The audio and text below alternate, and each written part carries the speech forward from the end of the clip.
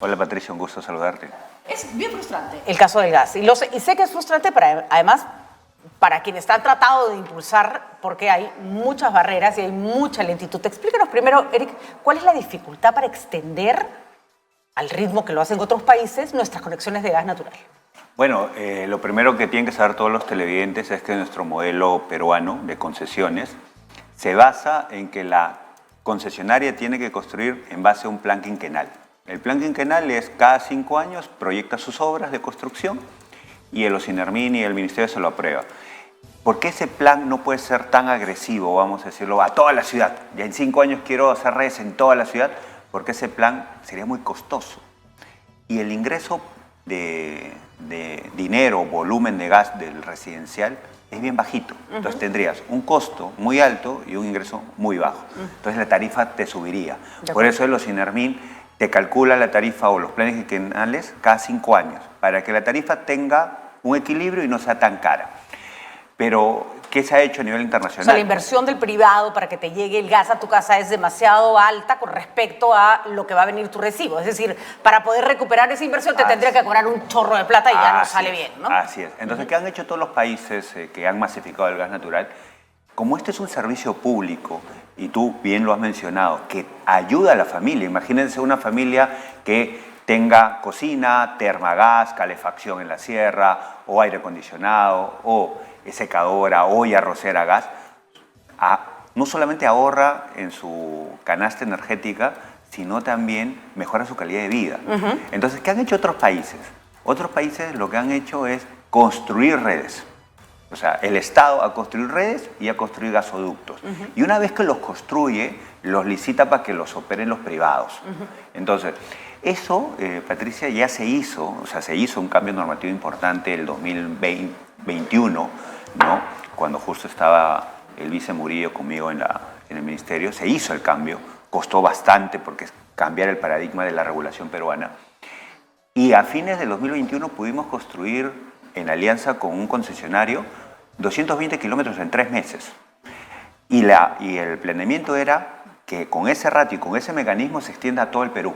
O sea, podríamos haber masificado todo el Perú en 5 años con dinero del Estado. O sea, el Estado pone la conexión y luego, digamos, quien concesiona, quien distribuye el gas le va pagando por eso, ¿no es cierto? Esa es la Entonces, ¿no? ¿qué pasó, no? Y viendo tu pregunta, ya el mecanismo internacional ya está en el Perú. ¿Pero por qué no se avanza? Porque lamentablemente no tenemos un planeamiento energético de fiel cumplimiento como tiene cualquier país desarrollado. O sea, un país desarrollado, ¿qué te hace? ¿Qué va a hacer los próximos 5 años? Las metas, y por más que cambien al director, por más que cambien al ministro, por más que cambien al gobierno, lo tienen que cumplir. Acá, ¿qué pasó en el 2022? En el 2022, lamentablemente, con muchos cambios de algunos funcionarios que no eran del sector, detuvieron todo. O sea, todos los programas que costó implementarlos en el 2021 lo pararon. Por ejemplo, el que te he dicho, el de construcción de redes. ¿Qué otro pararon? El de puntos adicionales. Lo que la gente tiene que entender, y tú lo has graficado muy bien, es que una familia con un punto de conexión, o sea, su cocinita, no te va a ahorrar más de 20 soles. Pero si tú le das la conexión solo para la terma, va a ahorrar 80, 100 soles en su recibo eléctrico. Y si no tuviste terma, como algunos dicen, oye, pero yo no tengo terma, mejoras tu calidad de vida, te enfermas menos, produces más. Entonces, por todos lados ganas. Entonces, eso pusimos en Lima, como Lima y Callao es la ciudad que tiene la mayor demanda de GLP país. El 50% aproximadamente de la demanda de GLP del país está en Lima y Callao. Pero lamentablemente Lima y Callao, de los 1.300.000 aproximadamente familias, casi 1 millón solo tiene un punto de conexión por esta política de años anteriores que solo decían cocina, porque estaba mal enfocado. Entonces, nosotros en el ministerio en el 2021 cambiamos ese concepto y dijimos, no, tiene que ser 2, 3 puntos a lo que escoja la familia, y se amplió a 3. En el 2022 lo bajaron a 2. O sea, lo que se avanzó se retrocedió. Ahora, el anuncio del ministro es prácticamente está reactivando el programa de construcción de redes, que es muy bueno. Que está muy bien, o sea, está retomando lo que se dejó. Así es. Eso está bien. Y que yo particularmente digo que eso es bueno y hay que darle impulso, porque lamentablemente las empresas concesionarias privadas, vamos a decirlo, Cálida, Contugás, Coavi, no va a tener problemas porque tiene una dinámica de construcción que si tú le inyectas dinero, ellos van a hacer. Van a hacer. Necesitan simplemente el capital Así que es. se les asegure la inversión, nada Así más, es. ¿no? La preocupación que yo tengo, espero que estén tomando los mecanismos adecuados, es Petroperú, que está a cargo de la concesión suroeste. ¿Qué parte de toda esta historia hace Petroperú en este punto exacto? Lo que pasa es que en el sur, Tacna, Moquegua, Arequipa, tenía antes la empresa Naturgy, que lamentablemente se fue del país por diferencias con el Estado y se le dio la administración a Petroperú. Entonces Petroperú, desde que se fue Naturgy hace más de 2 años y medio, la está administrando. Pero lamentablemente, a pesar de que en su momento se le dio dinero para que siga construyendo redes, no tuvo el efecto esperado por administración interna de Petroperú, por decisiones internas, también por los cambios gerenciales que ha tenido la empresa. Ahora, con este anuncio, ya hay dinero para todo, ¿no? Hay dinero para el norte, hay dinero para Lima, hay dinero para Ica, hay dinero para el sur. Mi única preocupación es cómo nos aseguramos de que en el sur se construya a la velocidad que se requiere. Ahora, el anuncio de 305.000... Hay que explicar esto, Eric, porque creo que la gente no lo tiene claro. La energía que a uno le llega a su casa puede venir de múltiples formas de generación, ¿no es cierto? Puede ser una hidroeléctrica, puede ser, no sé, eólica. Todo esto entra, ¿no es cierto?, a la generación de energía. Buena parte de esa energía se produce quemando ese gas que si te llegara directo a tu casa te costaría mucho más barato. Es decir, le estamos pagando a alguien porque convierta ese gas en energía para nosotros y a nosotros nos sale carísimo si nos pudiéramos ahorrar ese intermediario y el gas llegara directo y activara energéticamente nuestra casa, lo que se puede activar con eso, sería genial. Pero estamos gastando nuestro gas en quemarlo para hacerlo energía cara. Eso no tiene sentido.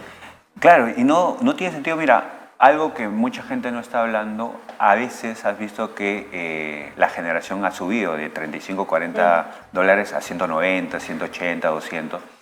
¿Por qué? Porque el Perú siempre se dice que tiene sobreoferta de generación. Pero tiene una sobreoferta de generación no eficiente, tiene puro diésel. Entonces, cuando una central hidroeléctrica cuando una central térmica a gas entra en mantenimiento, usa las de diésel y sube. Ahora, la gente no se preocupa mucho porque dice, no, la empresa lo paga, o sea, el industrial lo paga. Sí, pero si nosotros queremos ser un país competitivo para atraer inversiones, no le podemos decir al privado, oye, hoy día pagas 30 y mañana pagas 200. ¿No? Entonces, además paga porque no le queda otra, ¿no? No le queda otra. Es un cliente cautivo. Entonces, ¿qué es lo que se necesita? Y qué bueno que lo hayas mencionado, es ampliar generación. Hay que cambiar el sistema eléctrico para incentivar más generación en agua, o sea, hidroeléctrica, más generación de renovables con almacenamiento, más embalses. ¿Eso qué te va a permitir?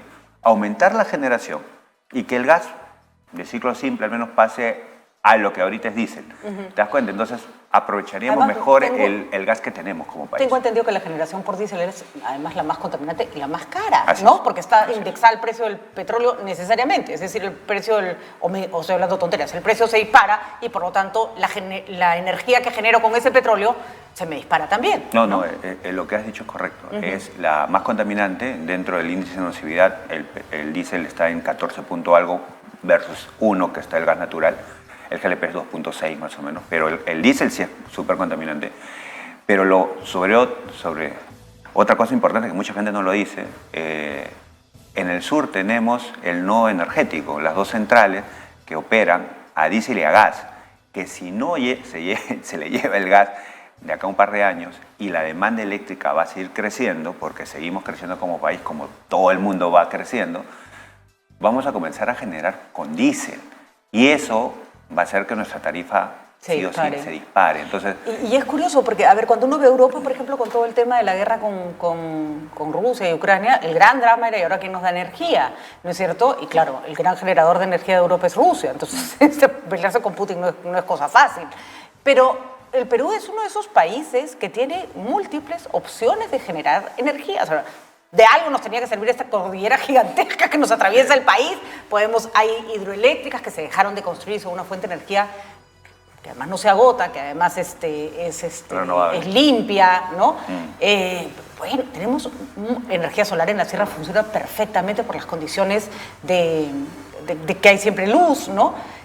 Y sin embargo hacemos la energía como si no tuviéramos, o sea, quemando petróleo, quemando gas, ¿no? Lo que pasa, Patricia, es que nosotros como país, aparte de no tener la planificación, que es importantísimo, nos cuesta un montón cambiar los esquemas.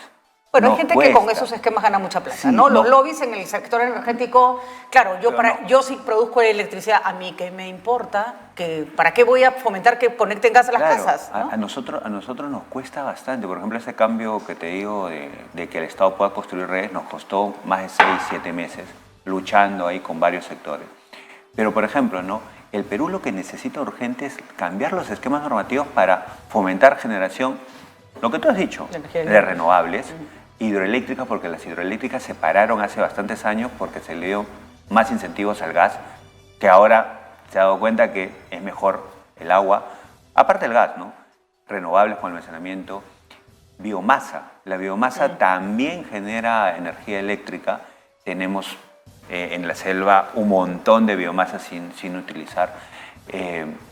Por ejemplo, para el transporte, el biogás, el hidrógeno. Y para uso doméstico, por ejemplo, para zona rural que siempre está tan olvidada, no hay ningún kit fácil de instalación de energía de paneles solares, por ejemplo, que le resolverían la vida a muchísima gente. Mira, sin necesidad de hacer grandes inversiones, porque eso ya no es caro. Antes era carísimo, ya no es caro, ¿no? Yo te comento ahí algo. Nosotros en la gestión que tuvimos la suerte de estar, existe el Fondo de Inclusión Social Energético, el FICE, y nosotros teníamos justo lo que tú mencionas, un programa para llevarle energía eléctrica a esos poblados bien alejados que ni siquiera las eléctricas quieren entrar. Más dificilísimo llegar, dificilísimo, ¿no? Donde le íbamos a construir, Patricia, todo. O sea, no un panel, sino una central térmica solar para que tenga 24 horas de luz para todos sus usos, hasta KN frío. Y lo íbamos a hacer con el FICE, que es un fondo privado para energía, pero con un operador privado que era el PNUD. O sea, cero corrupción. Tú sabes que... Entonces, al final, lamentablemente, como no hay planificación, hubo los cambios normativos, vino la autoridad eléctrica y me dijo, Eric, no se metan. Yo voy a seguir con mis procesos de licitación convencionales. Y ahí listo, quedó. y ahí sigue la gente sin luz. Sí. Entonces, yo creo, Patricia, que mientras no sea transparente las cosas que se hacen, los planes, no se ponga para que todo el mundo conozca y haga el seguimiento adecuado, vamos a caer en esto de buenas voluntades. Si entra un buen funcionario, avanza. Si entra un funcionario que no conoce, retrocede. ¿no? Y no hay que confundir. No se trata de, vamos a nacionalizar el gas es solo para nosotros. No, que está bien, que se explote, que entre la empresa privada. Nadie quiere que esto sea simplemente una cosa que maneja el Estado. Pero la visión del desarrollo de un sector energético tiene que ser la de un servicio público, no la de un negocio. Es decir, y de acuerdo con eso, ¿se puede hacer negocio? Sí, por supuesto que sí, pero no puedes olvidarte que el fin supremo es que la energía llegue al ciudadano, ¿no? Claro, lo que pasa en el Perú, lamentablemente, hemos aprendido mal la lección esto de si hay demanda, si el proyecto paga o no paga, siempre hemos ido a la inversión privada. Pero eso está bien para otras industrias, ¿no? Pero para el tema energético, yo siempre he dicho, ¿no? Yo cuando he estado ahora estudiando en Europa ya, lo primero que hacen es determinar qué servicio necesita la población, ya sea en energía, ya sea en transporte, voltean y dicen, ya, ¿cuánto cuesta? Tanto, privado, entra, yo te completo la ecuación. Yo te completo, exacto. Acá no, acá sí hay en Proinversión hay esto de cofinanciado, pero dime, la iniciativa tiene que partir del privado. O sea, ¿y qué privado va a entrar a un negocio que no le cierra? Y no solo eso, por eso nos llenamos de obras y de desarrollos de cosas que no necesitamos. O sea, sí, la interoceánica, que además nos costó carísimo gracias a fina cortesía del expresidente al que van a extraditar. Sí, muy bien, yo la he recorrido, es una carretera hermosísima. Pero tenemos una carretera central colapsada. Entonces, ¿por dónde empiezas? ¿Por lo que te conviene? Claramente, para el privado es más fácil hacer una interoceánica que arreglar la carretera central. Por ejemplo, ¿no? Ya que hablas de energía, ¿no? Hay un programa que hemos repartido 200.000 paneles a nivel nacional, que se le ha pegado al privado para que los reparta. Pero, por ejemplo, ¿no? Mucha de esa población, cuando se le iba a visitar, no lo usa. No sabe cómo usarlo. ¿Por qué? Porque partimos que nuestras necesidades son iguales en todo el país. Así eso está mal. Así es. Porque cuando tú te vas a la sierra, yo he conversado con pobladores de ahí, me dice, ingeniero, mi preocupación es no morirme de frío. Exactamente. Porque yo me levanto muy temprano y me acuesto muy temprano. Ajá. Primero frío, mis animales, vivo mis animales, se mueren mis animales. Ya, Entonces, su prioridad energética para ellos es primero calefacción. Nuestro índice de calefacción, Patricia, a nivel latinoamericano, es deprimente. O sea, el tema de... Claro, por ahí se te mueren los niños en las heladas. ¿no? Entonces, ¿no? Es deprimente, ¿por qué? Porque estamos en un ratio del 19% versus países como Chile, Uruguay, Brasil, que está de 60 para arriba. O sea, imagínate la diferencia cuando nosotros tenemos energía. ¿Sabes por qué es eso, Eric? Porque en Lima no hace frío. Es así de trágico. Yo, por ejemplo, una vez saqué, por poner un ejemplo paralelo, la cuenta de cuántas personas morían en el Perú porque les cayó un rayo, y es altísimo.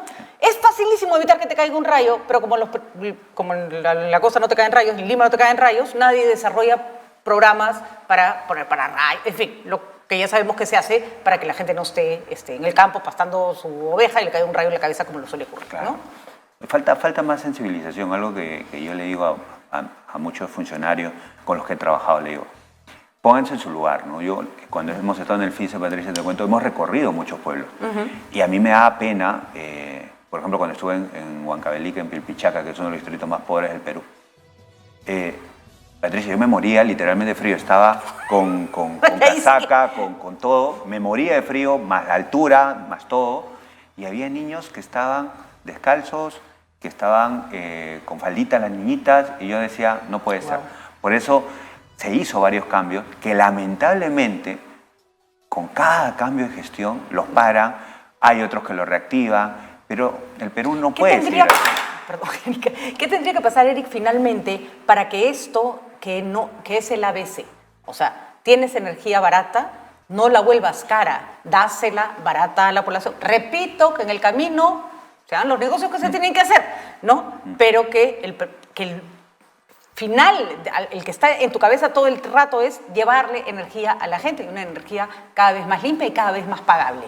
¿Qué tiene que pasar para que este gas maravilloso no lo sigamos quemando en energía cara, sino que lo podamos meter en nuestras cocinas, nuestras termas, nuestros autos o cualquier cosa que lo necesite? Mira, particularmente ya de la experiencia que tengo en el sector público, alguien tiene que liderarlo y que alguien que tenga el suficiente, no sé si la palabra correcta es, peso de decisión, porque, por ejemplo, lo que tú has mencionado, entrar a una casa con gas, también necesitamos vivienda, necesitamos transporte para carretera, o sea, necesitamos muchas cosas.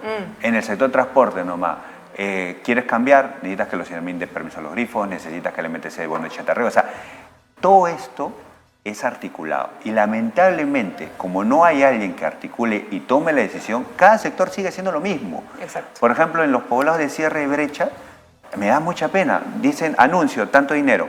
Pero los proyectos son separados. Un proyecto para agua, otro proyecto para luz, otro proyecto para carretera, otro proyecto para el colegio, otro para... Y en diferentes tiempos, la población está así. Cuando eficientemente, ya por un tema de ingeniería y presupuesto, con una sola intervención, podría cerrarle la vida a todos. El tema, por ejemplo, en el caso estrictamente de la energía, de la capacidad que tiene un ciudadano de acceder, ¿no es cierto?, a un servicio energético de red eléctrica. ¿Depende más del gobierno central o de los gobiernos regionales? ¿Quién tiene más rectoría en estos momentos para decidir si a alguien le llega o no le llega gas o no le llega energía eléctrica? Yo creo que ahorita en ese tema eléctrico es más el gobierno central. Es más el gobierno central. Y aparte hay que decir algo, ¿no? Nosotros tenemos, yo escucho mucho este tema de nacionalización, que en el gas las empresas privadas son extranjeras. Ya, pero las empresas de distribución eléctrica son peruanas, a excepción de las de Lima y de la ICA. Todo lo demás es nacional y no ha avanzado tanto, te diré tampoco. Entonces, así es. ¿Qué es lo que se hizo? Te comento, con el FICE se hizo un programa de electricidad al toque. Mucha gente tenía cerca la red, pero no se conectaba. ¿Sabes por qué no se conectaba, Patricia? Porque no tenía los 300, 400 soles para poder...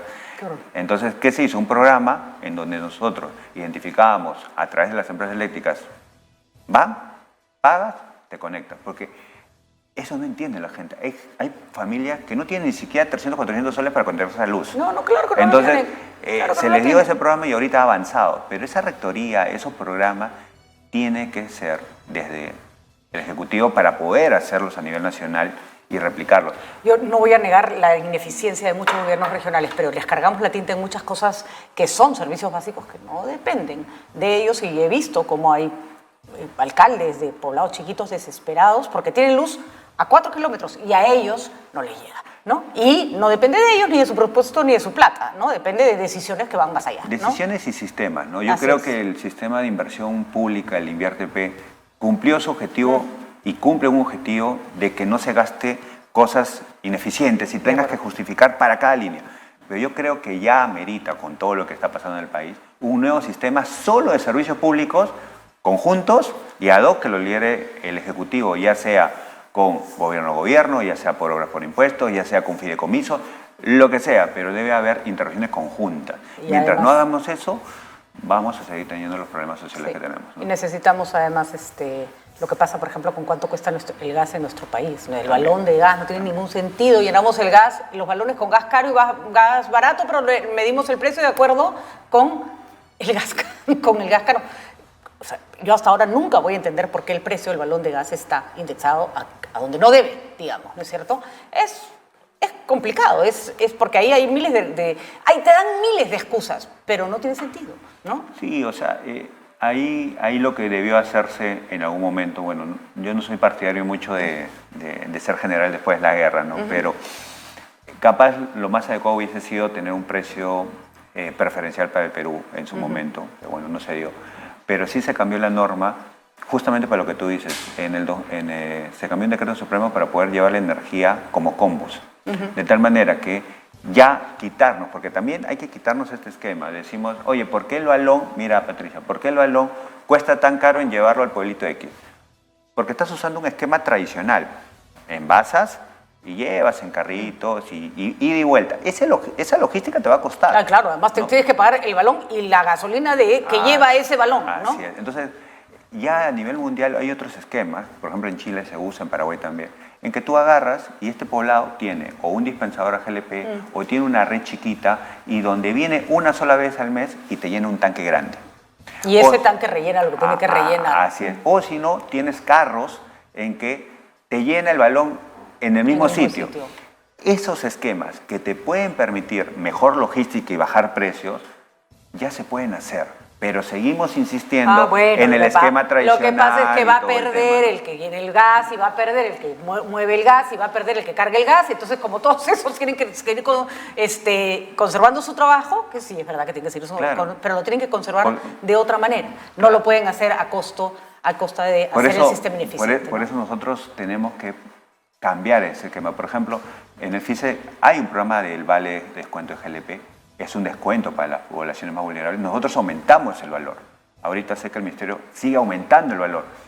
Ese es bueno y ese es malo. Hay que ayudar, sí, pero también hay que hacer en paralelo este cambio de esquema. Así es, porque no lo vas a poder hacer toda la vida. Porque ¿no? si no, también tenemos en economía, vamos a generar que el precio siga subiendo. Claro, y es que el incentivo perverso. productor se quede con el excedente del consumidor, que es lo más conocido. Entonces, sí es bueno ir cambiando esquemas también, ¿no? Muy bien, Eric. Pocos sectores tan regulados como el energético, curiosamente.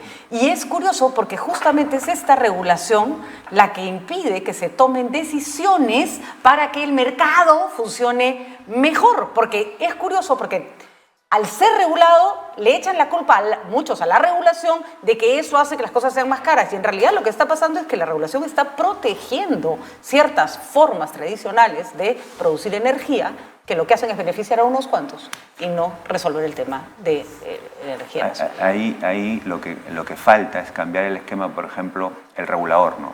El regulador durante muchos años ha estado en el centro tratando de buscar un equilibrio, como pasa en los países más desarrollados, en que la empresa no abuse del consumidor y que el consumidor no abuse de la empresa o que no haya interferencia política, como que el regulador está en el medio, ¿no? Sin embargo, ese esquema regulatorio funciona en países donde la oferta energética atiende a toda la demanda de la población. Pero en países donde la demanda no es atendida, los reguladores tienen un deber, buscar nuevos esquemas exactamente. que recompensen para lograr cerrar esa brecha. Entonces yo creo que esa es una tarea pendiente. No puede funcionar en una lógica de mercado como si el mercado estuviera atendido. Primero tienes que lograr que el mercado esté atendido para luego después regular bajo esa lógica. ¿No? Es lo que se quejan las eléctricas a veces, ¿no? Yo no puedo llevar a la última milla porque no me reconocen los costos reales. Quieren costos eficientes. Discúlpame, la última vía no es eficiente, pero es obligación llevar. Así es, exactamente. Porque no se trata, disculpa, no me cuadra el número. No, pero ese señor necesitamos que le llegue luz. Así que busquemos la fórmula. No se trata de yo solo hago lo que me conviene. Muchísimas gracias. Creo que ha sido una conversación sumamente interesante que deberíamos continuar porque una cosa que ocurre y va a volver a ocurrir es que el tema energético se convierte en un tema esotérico de campaña en que se ofrecen las cosas más inútiles y más tontas, ¿no es cierto? Como que se puede vender el precio del balón de gas a un precio y no a otro y luego llegan, saluda la bandera, nadie se acuerda de lo que prometió y las cosas continúan. Y no estamos pidiendo, repito, ni nacionalizaciones ni que el Estado se encargue de la administración. No, eso sería un desastre. Modelos eficientes, ¿no? Modelos eficientes. Que creo que en otros ámbitos como en telecomunicaciones han ido mejor, ¿no? Energía todavía vamos como lento y para atrás. Muchísimas gracias, Eric García, ex director de hidrocarburos del Ministerio de Energía, que ha chambeado duro para que algunas cosas mejoren, gracias a Dios se están poniendo en práctica, pero falta todavía muchísimo por hacer y hay que pelear para que a los peruanos, hasta el último pueblo, les llegue la energía sobre la que estamos sentados todos.